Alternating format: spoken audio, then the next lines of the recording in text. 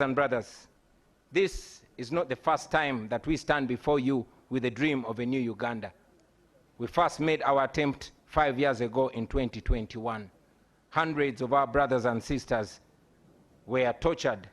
Many of them were arrested and they're still in prison as we speak right now. Many were killed and many are missing to the present day. And yet, we refuse to give up. I know that many of you are now asking, why then do we go to the polls? Why do we risk the tear gas, the bullets, the prisons, the torture chambers, the death, and all the mess that is awaiting us? My answer to you is this: we risk it all because the alternative is giving up, and that is 10 times worse. If we give up now, we shall have no moral authority to complain about what happens next. If we surrender now, that means that the fighting spirit of Rita Nabukenya, of Frank Senteza, of Yasin Kauma, and many others has been defeated. It means that they died in vain. It means betrayal. Betrayal of the comrades who have spent years in prison, counting on us who still have our little freedom.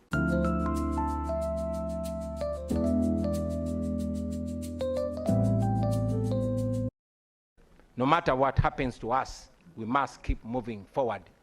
Even if somebody tells you that our chance to freedom is only 1%, let us take that chance and fight. We have always been telling you about the protest vote, and today, let me use this opportunity to break it down in more detail. We have voted before. We have won elections before. And we have been rigged before. But the election this time is no usual election, brothers and sisters. We are going into this election as a way of protesting against the injustice that has been occasioned to us for the last 40 years. We are protesting, and the protest begins now.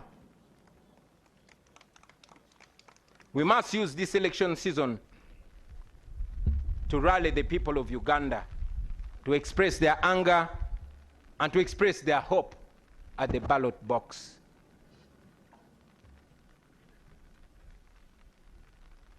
We are going to use this election to protest legally. We are going to use this election to protest constitutionally. And we are going to use this election to protest non-violently. We must mobilize the people of Uganda to come out and vote in very, very large numbers. Numbers too big to rig. We must lay different strategies and make different plans to ensure that we, the people of Uganda, get our freedom in this season. Now, to our brothers and sisters in the diaspora, you, brothers and sisters, the Ugandans in the diaspora, you send so much money. You send more than $2 billion back to Uganda every year. In real sense, you are the biggest investors in Uganda. We know that many of you even fear to come back home because you know what happens to those that return home. Many of you don't risk the brutality. We know that Ugandans like Sam Mugumya, who returned from a Congolese prison, was abducted weeks ago, and up to now, he's missing. Nobody knows where Sam Mugumya is. We know Robert Kayingo Luja, a lawyer who was recently abducted from the airport, kept incommunicado for a month before being forced back in exile without even stepping foot in his house. The examples are many, ladies and gentlemen, but I tell you, my friends, we are fighting so that you can return to your home, to your families, to freedom and dignity. We are fighting so that you are received with roses and not handcuffs. We fight so that Uganda can give your children the chances and opportunities that you never got. That is why we fight. Now to General Museveni. I know you don't like listening to young people or even listening to anybody at all, but at least listen to your friend and Bush war comrade, General Kainda Otafire. I want you to remember that Uganda was here before you, and Uganda will be here long after you are gone. You don't have to burn it down on your way out. The best guarantee for your legacy, for your security, and for what you and your people have earned in the last 40 years is to allow a peaceful, orderly, and democratic transition of power. That opportunity is available because we are not vengeful people. We still believe in peace. We still believe in justice. And yes, we believe in reconciliation. All we want is a free and fair election. No military violence, no police brutality. That is not too much to ask for. Let this election not be a military operation. Let this be a democratic election. That should not be too much to ask for. You are aware that for the last 5 years, your regime has done everything to break our spirits when we go seeking for asylum. Please stand with us as we stand for democracy and human rights. Now to our senior comrade, Dr. Kiza Besigye, to our brothers Alex Waiswa Mufumbiro, Comrade Bobby Young, Eddie Mutwe, Achireu Chivumbi, Machete, Gaddafi, and all other political prisoners, we honor you, we think about you, we pray for you, and we are fighting for you. To your families and every Ugandan that has been affected in this struggle, please don't lose hope. Your suffering will never go in vain. Now finally, to the comrades that I will be moving with on this campaign trail, the foot soldiers, the ordinary citizens of Uganda who have nothing else to offer to their country but their selves, their bodies. First of all, I thank you, brothers and sisters. We have stood together through the tear gas, through the bullets, through the beatings, through the abductions, through the courts, through the prison walls, and through the funerals. You have been my shield. You have been my eyes. You have been my courage. You have been my strength. You have been my friends, my true friends. Today, as we go into what is likely to be an even more violent campaign, I will be relying on you, my friends. We are embarking on a long walk to freedom. Whatever lies ahead of us is going to test everything that we are and everything that we stand for. But I guarantee you, brothers and sisters, freedom will come at the end of the day. Because after all, freedom never comes easy. Our grandparents shed blood for the independence of this country 62 years ago. Our parents shed blood for what they believed was a liberation 40 years ago. Our comrades in this very generation are in prison for this very struggle. They've shed blood for this struggle. Many of them are missing and they don't even have graves for this struggle. Let us carry them in our hearts. Let us carry them in our minds. Let us do this in their name.